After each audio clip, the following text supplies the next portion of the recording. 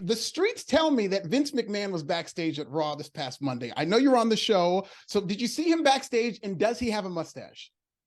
Okay, so Pro Wrestling Bits. Subscribe now. And thank you, Trish. It's an honor and a pleasure. Thank you. I very much enjoyed the Rivalries documentary with you and Lita. It's obviously an important story that needs to be told, as is yours. You have a very interesting origin story. Grew up a big fan of wrestling and as well as a highly touted background in fitness modeling. So I want to know, how did fitness modeling prepare you for the wrestling world? Is there anything that you learned in that world that maybe you would use to this day in wrestling? gosh, that's a good one. I mean, I think just like knowing how to take care of your body and like, uh, it just it definitely helped me in my longevity of like I'm here 23 years later doing my thing.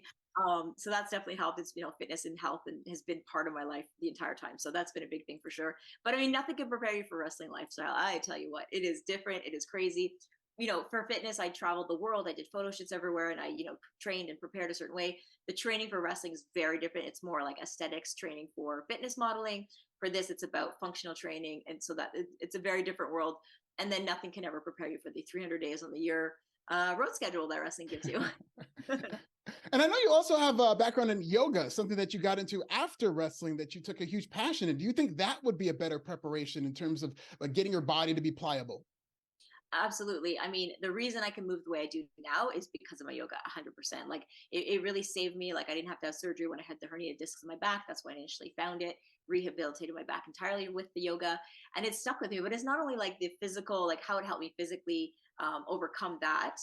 It also, dealing, like I said, this 300-day schedule, it really helped me navigate it in a with a clear mind and with the right intention, and not get stressed. And like I used to be like, oh my god, I'm gonna miss my flight, and then it was like, if I miss my flight, I'll get the next one. Like just positive outlook. It's really amazing what it did, and what it did for me. So it really helped in so many different ways. But yeah, and I would say longevity, like it should be like a prerequisite that like wrestlers do yoga. Like it's amazingly important.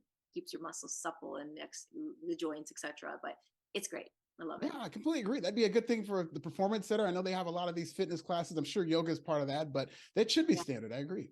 yeah, for sure. Pro Wrestling Bits. Subscribe now.